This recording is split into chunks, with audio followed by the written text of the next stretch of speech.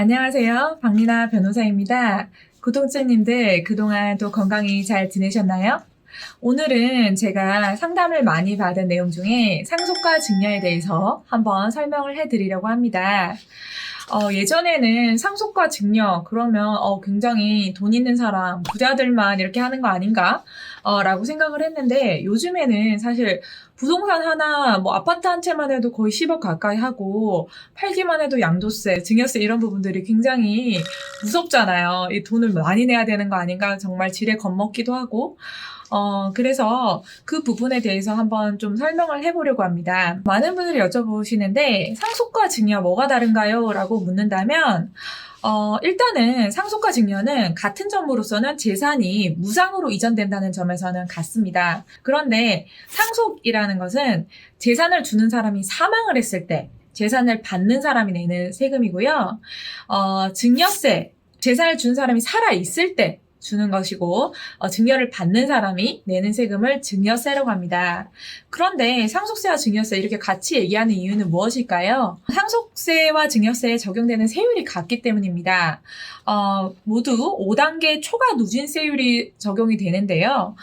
과세표준이라고 있고 세율이라고 있고 누진공제액이라고 있습니다.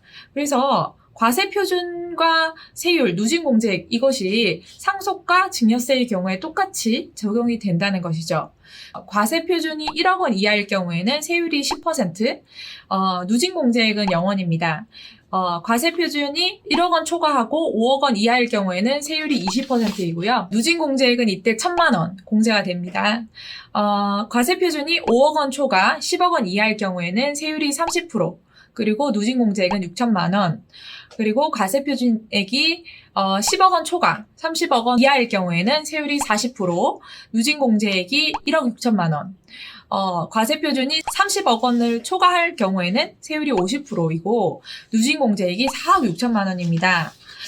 예를 들어서 자녀가 결혼을 해요. 그래서 아파트를 준다고 생각을 해볼게요. 7억짜리 아파트를 주게 되었다. 그러면 7억 원이면 이 과세표준액이 5억 원에서 10억 원 이하의 구간이 되겠죠. 그러면 세율은 30%가 적용이 되고요. 그러면 7억 원 곱하기 30% 하면 2억 1천만 원이죠.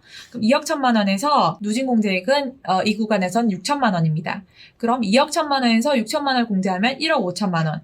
결국에 자녀가 이 아파트를 부모님으로부터 받음으로 인해서 부담해야 되는 증여세는 2억 1천만 원에서 6천만 원을 공제한 1억 5천만 원이 된다고 할 수 있죠.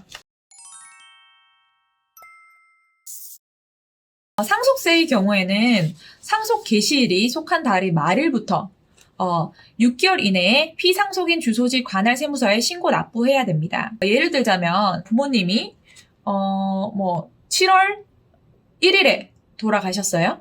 그러면 상속 개시일이 속한 달이 7월이죠. 그럼 7월 말일인 7월 31일부터 6개월 이내에 피상속인 주소지, 부모님이 서울에서 돌아가셨다, 서울시 서초구에서 돌아가셨다, 그럼 서초구 관할 세무서에 신고 납부를 해야 됩니다. 또는 피상속인 또는 상속인 전원이 국외에 주소를 둔 경우에, 그러니까 해외에 사는 경우죠. 그런 경우에는 9개월 이내에, 약간 3개월 정도 여유를 더 주고 있습니다. 만약 증여세의 경우에는 언제 납부를 해야 될까요? 증여를 이전을 해준 게 7월 5일이다. 그러면 그 등기를 한 달의 말일부터 7월 5일이면 7월 31일이 말일이죠. 7월 31일부터 3개월 이내에 수증자 주소지, 그러니까 자녀가 받았으면 자녀는 경기도 고양시 일산 동구에 산다고 할게요. 그러면 경기도 고양시 일산 동구 관할 세무서에 신고 납부하시면 되는 겁니다. 방금 제가 상속세율과 증여세율이 똑같이 모두 5단계의 초과 누진세율이 적용된다라고 제가 말씀을 드렸는데요. 그렇지만 상속세율과 증여세율의 경우에 세금 계산과 공제 항목 등이 다르기 때문에 이를 주의해서 볼 필요성이 있습니다. 상속세는 피상속인, 즉 사망한 사람의 모든 재산을 합해서 계산을 하게 됩니다. 상속인이 몇 명인지 관계없이 전체 상속세 재산을 구한 다음에 상속인 각자가 상속받은 재산에 따라서 비율대로 상속세를 부과하는 방식입니다. 그런데 증여세는 10년 이내에 동일인에게 증여받은 재산의 합계가 1,000만 원 이상일 때 이를 합산해서 과세하는 겁니다. 그래서 증여를 받은 사람, 즉 수증자라고 하는데요. 수증자별로 세금을 계산해서 각자 납세 의무를 지는 것입니다. 지금 제가 말씀드렸듯이 증여세의 경우에는 10년 이내에 1,000만 원 이상일 경우에 각자 납부하는 것이기 때문에 쪼개서 여러 명에게 금액을 나눠줄 수가 있는 거죠. 10년 동안요. 10년 동안 그 세금이 합산 과세가 되기 때문에 장기간 10년 또는 20년, 30년을 기간을 두고 장기간 계획을 세워서 증여를 하게 된다면 누진세율이 낮아지게 되죠. 그 구간이 낮아지게 되니까요. 세금을 아낄 수 있는 팁으로 활용이 되고 있습니다. 그리고 상속세와 증여세는 공제 항목도 다릅니다. 상속공제에는 우선 기초공제 2억 원이 있고 배우자 상속공제는 최소 5억 원에서 30억 원 한도에서 가능합니다.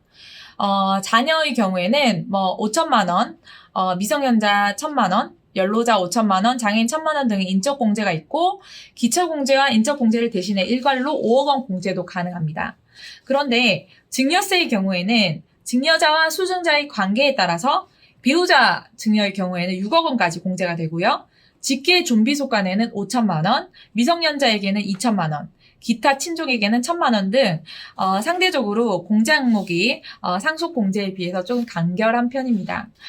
따라서 상속공제와 증여공제 그리고 상속세율과 증여세율 구간을 잘 확인해서 여러 가지 플랜을 세우는 것이 절세의 방법이 되겠죠. 요즘 절세가 참 화두가 되고 있는데요.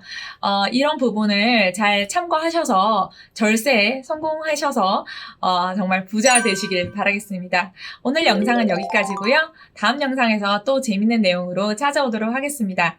감사합니다.